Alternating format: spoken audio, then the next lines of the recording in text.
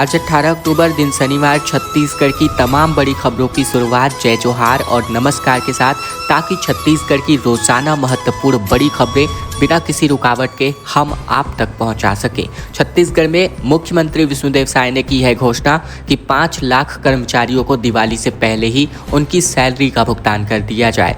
दिवाली के अवसर पर राज्य शासन ने अपने शासकीय अधिकारियों और कर्मचारियों की सुविधा को ध्यान में रखते हुए अक्टूबर माह का वेतन 17 से लेकर 18 अक्टूबर को भुगतान करने का निर्णय किया है। मुख्यमंत्री विष्णुदेव साय की पहल पर वित्त मंत्री ओपी चौधरी ने सभी विभागों को आवश्यक कार्यवाही करने का निर्देश जारी किया है। सीएम ने कहा कि मेरे लिए शासन केवल तंत्र नहीं बल्कि उन कर्मठ कर्मचारियों और साथियों का परिवार है जो पूरे मन से जनता की सेवा में लगे हैं। दीपावली पूर्व अग्रिम वेतन भुगतान का ये निर्णय उनकी आत्मीयता का प्रतीक है। सरकार अपने हर साथी के खुशियों में सहभागी बनने और हर घर में उजियारा तथा प्रसन्नता फैले, इस बाबत प्रतिबद्ध है। वेतन भुगतान के लिए राज्य के सभी कोषालय और उप कोषालय को 18 अक्टूबर को भी खुले रहेंगे, ताकि किसी भी कर्मचारी को भुगतान प्राप्त करने में कोई भी कठिनाई ना हो। इस जिले के किसानों को दिवाली का बोनस जारी कर दिया गया है, जहां 11 करोड़ रुपए की धनराशि जारी कर दी गई है। बता दें, भोरमदेव सहकारी शक्कर कारखाना कवर्धा के द्वारा जिले के गन्ना उत्पादक किसानों को दीपावली पर्व के अवसर पर एक बड़ा आर्थिक लाभ प्रदान किया गया है, जहां इस कड़ी में कारखाना प्रबंधन के द्वारा पिछले पेराई सत्र में गन्ना विक्रय करने वाले किसानों को राज्य शासन की ओर से 11 करोड़ रुपए का भुगतान किया गया था। और अब भोरमदेव सहकारी शक्कर कारखाना कवर्धा ने पेराई सत्र 2024-25 के दौरान किसानों से खरीदे गए गन्ने के तकरीबन 115 करोड़ रुपए का संपूर्ण भुगतान कर प्रदेश की सभी शुगर मिलों में जिले में अग्रणी स्थान प्राप्त किया है। ये उपलब्धि कारखाने की पारदर्शी कार्यप्रणाली, कुशल प्रबंधन का परिचायक है। दीपावली से पूर्व किसानों को बोनस का भुगतान प्राप्त होने की वजह से समस्त कृषक समुदाय में हर्ष एवं उत्साह का वातावरण है।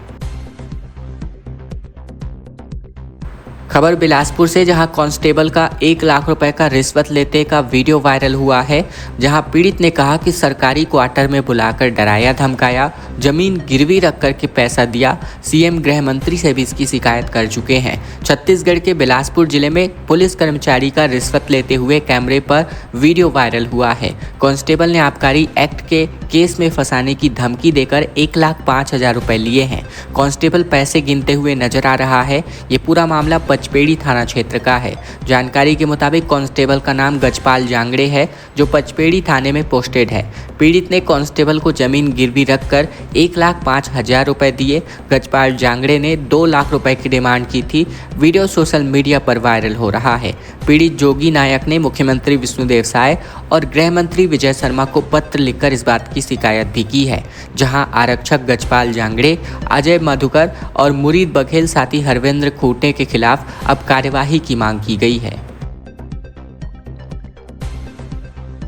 एक बड़ा बदलाव परीक्षा के सिस्टम में किया जा रहा है। इस बार तिमाही और छमाही में कम अंक मिलता है तो पूरा बजट बिगड़ने वाला है, रिजल्ट बिगड़ने वाला है, क्योंकि अब वार्षिक में दोनों के अंकों का अधिभार शामिल किया जाएगा। राज्य में पहली से लेकर 9वीं और 11वीं कक्षा के रिजल्ट का फॉर्मूला अब बदल दिया गया है और अब तिमाही और छमाही परीक्षा के अंक वार्षिक परीक्षा के रिजल्ट के अंकों में जोड़ा जाएगा। तिमाही छमाही परीक्षा में अगर कम अंक आता है तो वार्षिक परीक्षा का रिजल्ट भी अब प्रभावित होगा। ये सिस्टम चालू शिक्षण सत्र से ही लागू कर दिया गया है। हालांकि बोर्ड परीक्षाओं यानी कक्षा 10वीं और 12वीं में वे फॉर्मूला लागू नहीं किया गया है। शिक्षा विभाग के इस फैसले में 10वीं और 12वीं के छात्रों को छोड़कर राज्य के लगभग 45 लाख छात्र प्रभावित होंगे। शिक्षा विभाग ने चालू शिक्षा सत्र से ही रिजल्ट का एक नया फॉर्मूला लागू कर दिया है। राज्य के सभी जिलों के शिक्षा अधिकारियों का रिजल्ट के नए फॉर्मूले के संबंध में निर्देश जारी कर दिए गए हैं। अफसरों का कहना है कि मौजूदा सिस्टम में ज़्यादातर स्कूलों में परीक्षा केवल औपचारिकता निभाने के लिए ली जाती है। छत्तीसगढ़ के 708 गांव गायब हो चुके हैं। सर्वे में एक बड़ी गड़बड़ी का अंदेशा जताया जा रहा है। बता दें, छत्तीसगढ़ में अगले साल से एक नई जनगणना होने जा रही है। इसकी शुरुआत से पहले जब भारत सरकार के सांख्यिकी एवं कार्यक्रम क्रियान्वयन मंत्रालय ने जनसांख्यिकी सर्वेक्षण के लिए FSU के चयन की प्रक्रिया शुरू की है, तो पता लगा कि छत्तीसगढ़ के तकरीबन 708 गांव उपलब्ध ही नहीं है। मंत्रालय का कहना है कि ग्रामों की अनुपलब्धता के कारण सर्वे में गड़बड़ी हो सकती है। इसे सुधारने के लिए अब नगरीय प्रशासन एवं विकास विभाग से गजट नोटिफिकेशन लेकर केंद्र का मंत्रालय इसे खंगालेगा।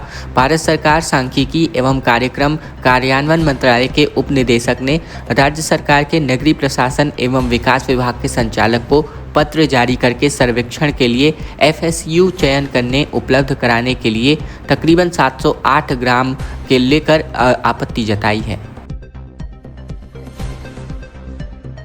कोरिया जिले से बड़ी खबर, जहां सास ससुर को बम से उड़ाकर मार डाला गया। खाट से बांधकर पेट्रोल डाला, फिर बम फेंक करके नकाबपोश भाग निकले। छत्तीसगढ़ के कोरिया जिले में दामाद ने अपनी सास और ससुर को खाट से बांधकर पेट्रोल बम से उड़ा दिया। ससुर की मौके पर ही मौत हो गई, जबकि सास ने तीसरे दिन इलाज के दरमियान अपना दम तोड़ दिया। वारदात के बाद दरवाजा बंद करके आरोपी भाग निकले थे। मामला बजरापोड़ी थाना क्षेत्र का है। जानकारी के मुताबिक मृतक का नाम राय राम है और मृतिका का नाम पार्वती है। दोनों ही साल्ही गांव के रहने वाले थे। दो आरोपी मुंह पर कपड़ा बांध करके 14 अक्टूबर की रात तकरीबन 11 बजे के आसपास उनके घर पर पहुंचे थे और घर में बड़े धमाके से घर की पूरी छत उड़ गई थी। छत्तीसगढ़ से मानसून लौट चुका है, लेकिन दीपावली पर बारिश की चेतावनी जारी कर दी गई है। 2 दिन बाद कई जगहों पर बौछारें पड़ सकती हैं और मौसम हालांकि ड्राई रहेगा। छत्तीसगढ़ से दक्षिण पश्चिम मानसून की पूरी तरीके से विदाई हो चुकी है। ऐसे में मौसम विज्ञान विभाग के अनुसार गुरुवार को प्रदेश के किसी भी हिस्से में बारिश दर्ज नहीं करी गई। शुक्रवार को भी मौसम शुष्क रहा, यानी अधिकांश जगहों पर बारिश नहीं हुई। साथ ही साथ मौसम विज्ञान विभाग ने कोई अलर्ट जारी नहीं किया, जिसकी वजह से स्पष्ट है कि फिलहाल प्रदेश में मौसम के बिगड़ने की आशंका कम है। हालांकि मौसम विज्ञान विभाग ने 2 दिन बाद कुछ स्थानों पर हल्की से लेकर मध्यम वर्षा की संभावना जताई है, यानी दीपावली के दिन बारिश हो सकती है, जिसकी वजह से त्योहार की तैयारियों पर असर पड़ सकता है। साथ ही साथ बात करें तो मौसम विज्ञान विभाग ने 2 दिन बाद कुछ स्थानों पर हल्की से लेकर मध्यम वर्षा की संभावना जताई थी और इसकी वजह से अगर हम बात करें तो ये लगातार जो है उत्तरी और मध्य छत्तीसगढ़ के कुछ एक स्थानों पर ये काम हो सकता है। बलरामपुर में 250 से अधिक शिक्षकों को नोटिस जारी कर दिया गया है। दशहरा छुट्टी के बाद एब्सेंट थे। जिला शिक्षा अधिकारी के आदेश पर विवाद होता नजर आ रहा है। बता दें, बलरामपुर जिले में दशहरा की छुट्टी के बाद गैरहाजिर पाए गए 250 से अधिक शिक्षकों को कारण बताओ नोटिस जारी कर दिया गया है। जहां जिला शिक्षा अधिकारी मनीराम यादव के इस आदेश को लेकर शिक्षक संगठनों में विवाद खड़ा हो चुका है। स्कूल शिक्षा विभाग की ओर से 6 अक्टूबर 2025 को अलग अलग सरकारी स्कूलों में औचक निरीक्षण किया गया था और इस दौरान कई शिक्षक कर्मचारी बिना स्वीकृति छुट्टी के गैर हाजिर पाए गए थे। इसके बाद डीओ ने संबंधित प्रधान पाठकों को 3 दिनों के भीतर स्पष्टीकरण प्रस्तुत करने का निर्देश जारी किया। हालांकि इस कार्यवाही पर शिक्षक संगठनों ने कड़ी आपत्ति जताई है। उनका सवाल है कि यदि निरीक्षण 6 अक्टूबर को हुआ था तो नोटिस 15 अक्टूबर को क्यों जारी किया गया। संगठनों का ये भी कहना है कि शासन की ओर से 18 अक्टूबर तक शिक्षकों को वेतन जारी करने के निर्देश पहले ही दिए जा चुके हैं। ऐसे में ये कार्यवाही अनावश्यक और अनुचित है। सरेंडर्ड नक्सलियों को मकान और जमीन 3 साल तक आर्थिक मदद भी दी गई। 210 माओवादियों ने हथियार डाले और संविधान की किताब गुलाब से इनका स्वागत किया गया। बता दें, छत्तीसगढ़ में जगदलपुर में तकरीबन 210 नक्सलियों ने पुलिस के सामने अपना आत्मसमर्पण किया। 153 हथियार भी सौंपे गए। इनमें गुरुवार को बस्तर में सरेंडर करने वाले 140 और कांकेर में पहले आत्मसमर्पण कर चुके 60 से ज़्यादा नक्सली शामिल हैं। इनमें महिला नक्सलियों की संख्या पुरुषों से अधिक है। मुख्यमंत्री विष्णुदेव साय ने बताया कि सरेंडर करने वालों को सरकार की पुनर्वास नीति के अंतर्गत मकान, जमीन और 3 साल तक आर्थिक सहायता राशि भी दी जाएगी। पुलिस लाइन में परिसर में आयोजित किए गए इस कार्यक्रम में सभी नक्सलियों को भारतीय संविधान की किताब और एक गुलाब भेंट कर उनका भव्य स्वागत हुआ। सरेंडर कार्यक्रम स्थल पर नक्सलियों को 3 बसों के जरिए लाया गया। सेंट्रल कमेटी मेंबर सतीश उर्फ पी वासुदेव राव उर्फ रुपेश को अलग से कार्य के माध्यम से कार्यक्रम स्थल पर लाया गया। रुपेश मार्ट डिवीजन में काफ़ी सक्रिय था। खबरों में आगे बढ़े इसके पहले अगर आपने ये चैनल अभी तक सब्सक्राइब नहीं किया है, सब्सक्राइब जरूर कर लीजिए छत्तीसगढ़ की रोजाना खबरों को जानने के लिए, ताकि बिना किसी रुकावट के हम आप तक छत्तीसगढ़ की खबरें पहुंचा सके। साथ ही साथ आप ये वीडियो कहां से देख रहे हैं कमेंट बॉक्स में लिखकर हमें जरूर अवगत कराएं। दिवाली के अवसर पर किसानों को बड़ा तोहफा मिला है और अब राज्य में दलहन और तिलहन की फसलों की भी समर्थन मूल्य पर खरीदारी होने जा रही है। दरअसल छत्तीसगढ़ में किसानों की आय को दोगुनी करने की दिशा में एक महत्वपूर्ण पहल कर दी गई है। अब खरीफ और रबी दोनों सीजन की दलहन और तिलहन फसलों का समर्थन मूल्य पर उपार्जन किया जाएगा। प्रधानमंत्री अन्नदाता आय संरक्षण अभियान के अंतर्गत प्राइस सपोर्ट स्कीम यानी PSS के माध्यम से खरीफ में अरहर, मूंग, उड़द, मूंगफली और सोयाबीन तथा रबी में चना और मसूर और सरसों की खरीदी यहां पर होने जा रही है। छत्तीसगढ़ के पेंशनरों के लिए बड़ी खबर, eKYC अपडेट न होने की वजह से 1500 से अधिक पेंशनरों की राशि अटक चुकी है। विभाग ने अब घर घर सर्वे अभियान शुरू किया है। छत्तीसगढ़ में धमतरी जिले के अंतर्गत नगर निगम के पेंशन शाखा में eKYC अपडेशन की समस्या जस की तस बनी हुई है। समस्या के निदान के लिए वार्डों में शिविर लगाने के बाद भी हितग्राहियों के खाते में पेंशन राशि नहीं आ पा रही है। लगातार मिल रही शिकायत के बाद अब eKYC सत्यापन के लिए मणिकंचन केंद्रों में सुपरवाइजरों के द्वारा डोर टू डोर जाकर बेनिफिशियरी ऐप के माध्यम से सत्यापन किया जा रहा है। वहीं निगम के पेंशन शाखा पहुंचे हितग्राही रामलाल सिन्हा पुरुषोत्तम साहू ने बताया कि उनके खाते में पिछले 3 माह से पेंशन की राशि नहीं आ रही है। कई बार शिकायत के बाद भी समस्या का समाधान नहीं हुआ। दलपत सागर की हो रही है सफाई, हजारों ट्रक जलकुंभी निकाला गया, पर्यटकों को आकर्षित करने की तैयारी की जा रही है। दरअसल छत्तीसगढ़ के जगदलपुर के सबसे बड़े धरोहर दलपत सागर में तकरीबन 350 एकड़ में ये दलपत सागर फैला है। दलपत सागर को बचाने और उसकी सफाई को लेकर निगम सरकार ने काम करना शुरू कर दिया है। इस सफाई को लेकर हमेशा राजनीति बयानबाजी भी तेज होती रही है और हर चुनाव में इस सागर को मुद्दा भी बनाया जाता रहा है। ऐसे में निगम की सरकार ने बिना निगम के खर्चे के सागर के फैले जलकुंभी को साफ करने का काम कर रहा है। दलपत सागर में मशीनों और JCB के माध्यम से सफाई को तेज कर दिया गया है। बीते 2 माह में लगभग 2200 से अधिक टिप्पर जलकुंभी को दलपत से बाहर निकाला गया है। खास बात यह है कि 2 माह से लगातार सफाई में 60% जलकुंभी को हटा दिया गया है। अब तक हुई सफाई में निगम की ओर से कोई भी राशि खर्च नहीं करी गई है।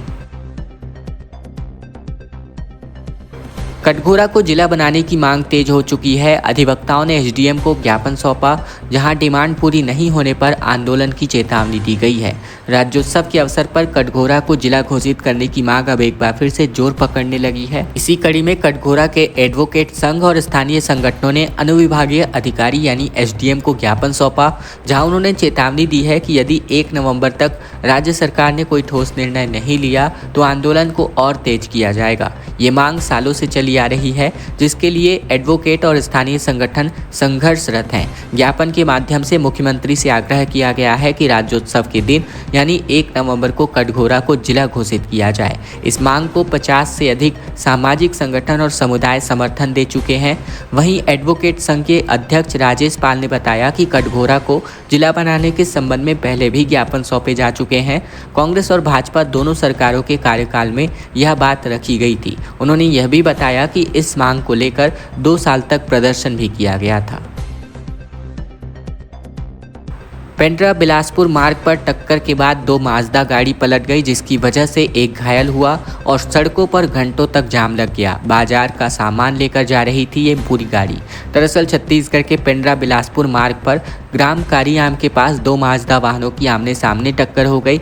इस हादसे में एक व्यक्ति गंभीर रूप से घायल हो गया और दोनों वाहन सड़क पर पलट गए। ये घटना बीती रात की है। जानकारी के मुताबिक माजदा जो है कारियाम से पेंड्रा की ओर बाजार का सामान लेकर जा रहा था, तभी सामने से तेज रफ्तार और अनियंत्रित होकर आ रहे माजदा ने उसे टक्कर मार दी। टक्कर इतनी भयंकर भीषण थी कि दोनों वाहन सड़क के बीच में ही पलट गए।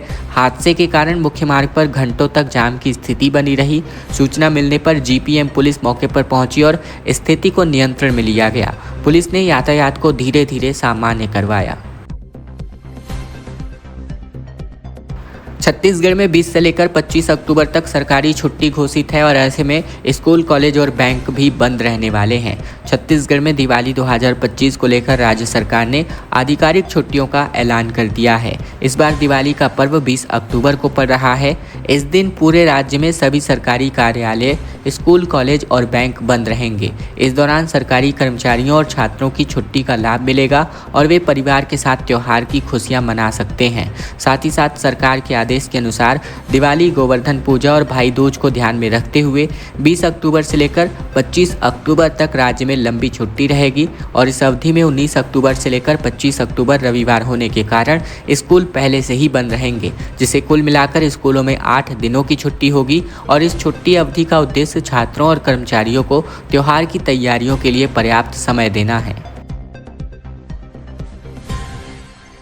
दिवाली पर मिठाइयों की जांच के अंतर्गत जांच रिपोर्ट 2 महीने बाद आएगी। बिलासपुर में 18 दुकानों से खोआ और छेना सैंपल लिए गए।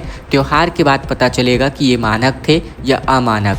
छत्तीसगढ़ में दिवाली त्योहार के ठीक पहले फूड सेफ्टी अफसरों ने एक अजीबोगरीब कार्यवाही की है। 18 से अधिक मिठाई दुकानों में दबिश दी गई, लेकिन इस दौरान खोआ और छेना समेत गोंद लड्डू, काला जामुन के सैंपल लिए गए। विभाग ने अब तक 1.5 दर्जन से अधिक दुकानों के सैंपल लेकर जांच के लिए रायपुर भेजा है, जिसकी रिपोर्ट त्योहार के 2 महीने बाद आएगी। ऐसे में लोगों को ये पता ही नहीं चलेगा कि वो जो मिठाई खा रहे हैं वो मानक थे या अमानक। त्योहारी सीजन में मिलावटी या गुणवत्ताहीन मिठाइयों की जांच करने जिले में खाद्य सुरक्षा अधिकारियों की टीम ने मिठाई दुकानों में दबिश दी है।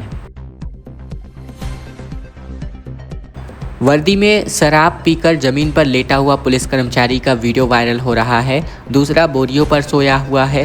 मुंगेली में दुकान के कमरे में पड़े मिले एसपी ने सस्पेंड कर दिया। छत्तीसगढ़ के मुंगेली जिले में 2 पुलिस कर्मचारी वर्दी में शराब के नशे में झूमते नजर आए। एक कांस्टेबल बोरियों के ऊपर बेसुध पड़ा हुआ दिखाई दिया, जबकि दूसरा फर्श पर पड़ा हुआ दिखाई दिया। वीडियो वायरल होने के बाद दोनों कांस्टेबल को एसपी भोजराम पटेल ने सस्पेंड कर दिया है। मामला लोरमी थाना क्षेत्र का है। जानकारी के मुताबिक दोनों कांस्टेबल मनोज कुमार सिंह और राजेश कुमार ध्रुव चिल्फी थाने में पदस्थ थे। गुरुवार को दोनों कांस्टेबल वर्दी में लोरमी शराब दुकान के पास एक कमरे में पड़े हुए पाए गए। बाजार चमक चुके हैं और रफ्तार थम चुकी है। दिवाली की खरीदारी ने ट्रैफिक का दबाव बढ़ा रखा है। छत्तीसगढ़ में 18 अक्टूबर को धनतेरस से शुरू हो रहे दीपावली पर्व के अवसर के लिए राजधानी पूरी तरह सजकर तैयार हो चुकी है। सभी प्रमुख बाजारों में भीड़ उमड़ने लगी है। दोपहिया वाहनों और कारें सड़कें पर उतर आई हैं। इस वजह से सभी सड़कों और प्रमुख बाजार क्षेत्रों में जाम जैसे हालात बन चुके हैं। मुख्य रूप से अगर हम बात करें, यहाँ पर MG road, Ramsagarpara, GE road, Amapara, पुरानी बस्ती, लाखे नगर, शंकर नगर, समता कॉलोनी, संतोषी नगर, पंडरी गोल बाजार, मालवी रोड, सदर बाजार, कंकाली पारा रोड, बूढ़ापारा और नालंदा परिसर के अलावा पूरा इलाका इन दिनों सुबह से लेकर शाम तक हैवी ट्रैफिक से जूझ रहा है। रायपुर जगदलपुर ट्रांसपोर्टर संघ का त्योहार को लेकर फैसला देखने को मिल रहा है। रात 5 बजे से लेकर 9 बजे तक शहर में भारी वाहनों की एंट्री नहीं होने वाली है। रायपुर शहर में त्योहार सीजन के चलते बाजारों में भारी भीड़ उमड़ रही है। रायपुर के अलावा अन्य जिलों से लोग खरीदारी करने बड़ी संख्या में पहुंच रहे हैं, जिसकी वजह से शहर के प्रत्येक मार्गों पर यातायात का दबाव बढ़ जाता है, जिसको देखते हुए रायपुर जगदलपुर ट्रांसपोर्टरों के संघ ने भारी वाहनों की एंट्री नहीं करवाने का फैसला किया है। इसके बाद रायपुर धमतरी जगदलपुर की ओर से आने वाले भारी मालवाहक वाहन राष्ट्रीय राजमार्ग 30 से कौशल्या विहार चौक तक होकर पचपेड़ी नाका चौक तक, पुराना धमतरी रोड से सेजबहार, डुंडा, संतोषी नगर चौक होकर रिंग रोड 1 में प्रवेश करके रिंग रोड 1 होते हुए दूसरे शहरों की ओर जाते हैं। खबरों का सिलसिला बस यहीं तक का था। वीडियो को लाइक कर दीजिए, चैनल को सब्सक्राइब कर लीजिए ताकि छत्तीसगढ़ की रोजाना महत्वपूर्ण खबरें हम आप तक बिना किसी रुकावट के पहुंचा सके। तो इस चैनल को सब्सक्राइब करने का छोटा सा काम आप लोगों को जरूर से कर लेना है। साथ ही ये वीडियो आप कहां से देख रहे हैं कमेंट बॉक्स में लिखकर हमें जरूर अवगत कराएं।